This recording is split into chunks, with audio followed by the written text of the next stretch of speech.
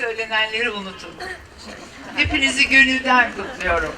Risk almaktan, karar vermekten korkmayın. Yolunuz açık ve aydınlık olsun. Hepinize başarılar.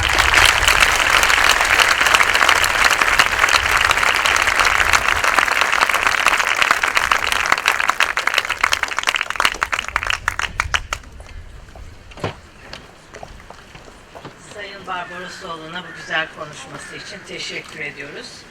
Şimdi de öğretmenlerimiz adına on behalf of our faculty, my dear colleague, Mr. Philip G.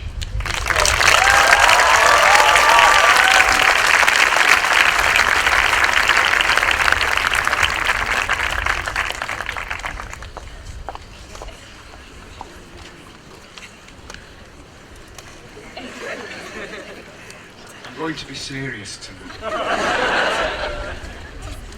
I tried. This is nice. This is nice, isn't it? What a lovely day. It's a lovely day, isn't it? I hope I don't spoil it for anyone. Nobody's ever listened to me before. You never listened to me, did you? I told you not to vote for me. I told you I didn't want to do the speech. I told you to vote for Mr. Wabowski. No, don't wake him up.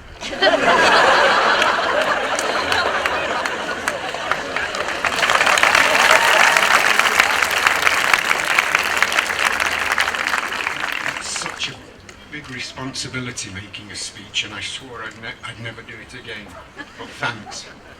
It's a great honour to share the stage with you all, and to co-star with Denise Burrell and Barish Jan Gutch.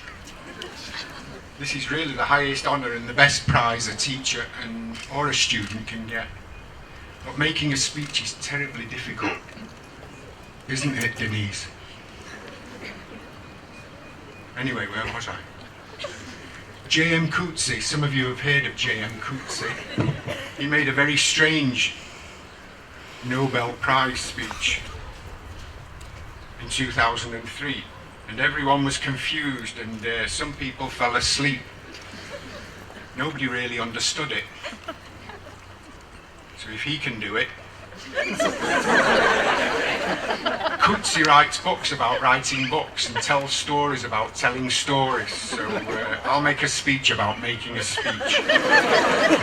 I'm a little bit surprised that they let me stand here on my last day at Robert College and make a speech. They built a little trap door underneath me.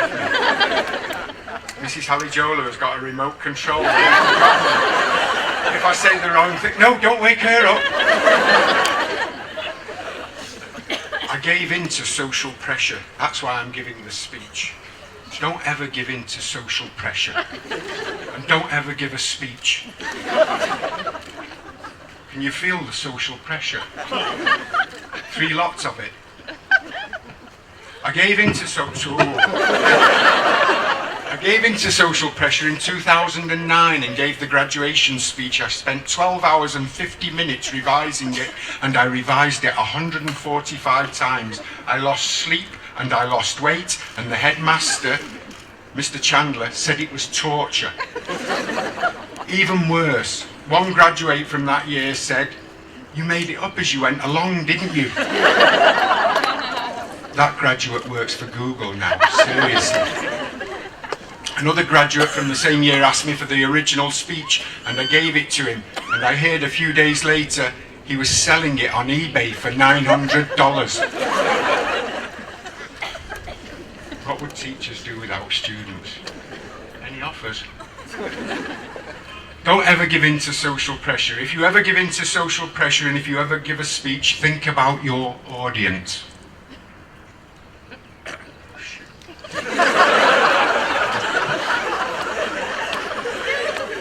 I hope I don't offend any of the parents this evening. But I understand from Daphne Aksoy and Jem Torrey that the parents wouldn't be listening anyway. They said it. But really, this is your Parents' Day.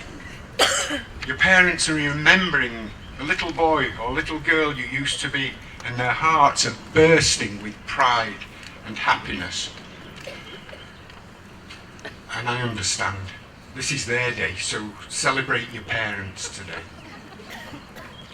And you might as well enjoy this moment, because as I've told many of you in class, from now on life is a downhill ride. As you get older, it gets harder and harder, and even more boring. You will be bored. But don't worry about that, because Kurt Vonnegut said in a graduation speech, we are supposed to be bored. It's a part of life. Learn to put up with it. Actually, and this really is the truth, honestly, the reason I decided to give this speech is because I realised that we should do what is honourable and right, even if it's difficult for us, very difficult. We should try to do what's honourable and right in everyone's eyes.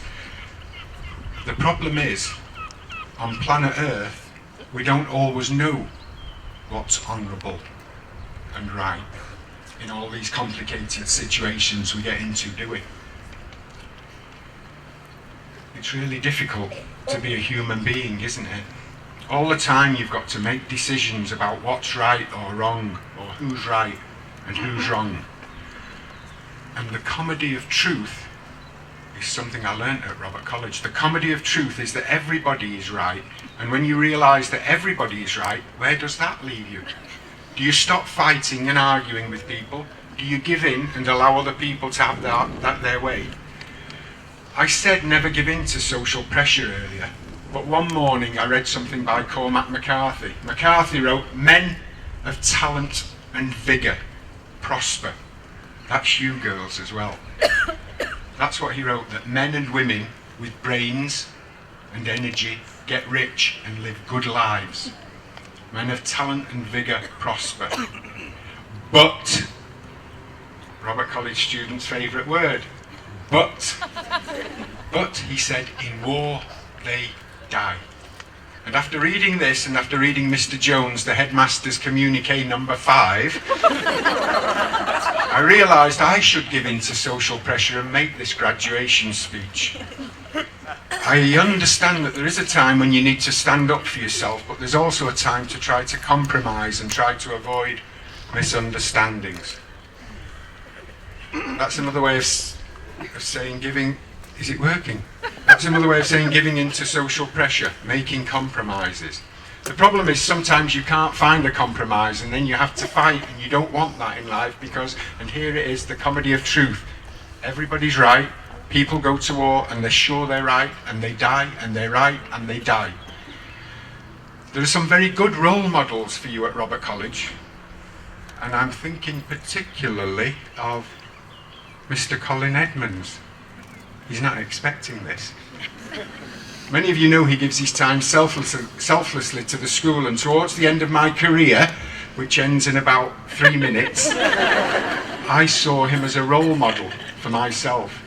And in your own class today, there's Sinan Hichdonmez and Denise Saib, who've both been role models for me in some ways too.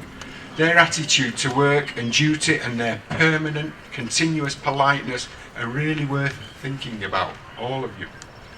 I often say to students at Robert College that they're the very cleverest people in the world of your generation. Anybody remember Miss Schaefer? The quiet lady. She wrote to me and said, "The kids at Robert College ruined me. The kids at Robert College ruined me for teaching in the classroom because of the level of intelligence I saw every day there. They should know how special they are." And if you've really got this intelligence, you've got a great responsibility, and you need to honour that responsibility. And it's a responsibility for clever people like you to recognise other people's frustrations and to try to avoid misunderstandings and to be kind to other people. It's a responsibility to help other people as much as you can. And I know you do. The statistics for Community Involvement Project by this class of 2015 are pretty inspiring. For example, 4 40 students sitting here today have done between 200 and 475 hours community work. I put a list at the end of the speech, but it was too long, so I can't read it out. But you are appreciated. I'm sure you're appreciated. And I want you to know you're appreciated. I'm here today for the last time, thank God. I'm here because I did what I think you should try to do in your lives, and that is to do what's best for other people and try to do the right thing. Try to be kind. You've all heard of Nelson Mandela. He was regarded as one of the most dangerous men in the world at one time. Nelson Mandela was born on July the 18th. So was Mr. Verbowski. And Mr. Verbowski is retiring today as well. Mr. Verbowski will be an old age pensioner tomorrow. He's a lot older than me. No, don't wake him up. Let me just say, if you ever need a role model in your life, look to Nelson Mandela and Mr. Edmonds and Mr. Verbowski and Sinan and Denise. Nelson Mandela was a man who was in prison for 28 years, and look at what he did in his life after that. If you're looking for a model in life and a way of deciding what is right, Nelson Mandela might be a good place to start. The real problem is what do you do when people won't compromise with you, or want to continue or fight or argue with you? There's always problems, aren't there? And you've just got to deal with them. That's life. Remember, everyone you meet is struggling with problems, so always try to deal kindly with people. Kindly and politely. I've had a very strange, eventful and beautiful life here in Istanbul, and very soon Robert College will be like a dream for me and for you. Let's try to remember the good parts, and here's my final advice. Your lives are just beginning. Enjoy your lives and take care. Be careful and always try to be kind to people. When you walk out of the gate to freedom, remember to leave any bitterness behind you, because if you don't, you'll still be in prison. Thank you for listening, and thank you for voting for me again. And as I said, this is the highest honour and the best prize a teacher can get, so thank you very, very much.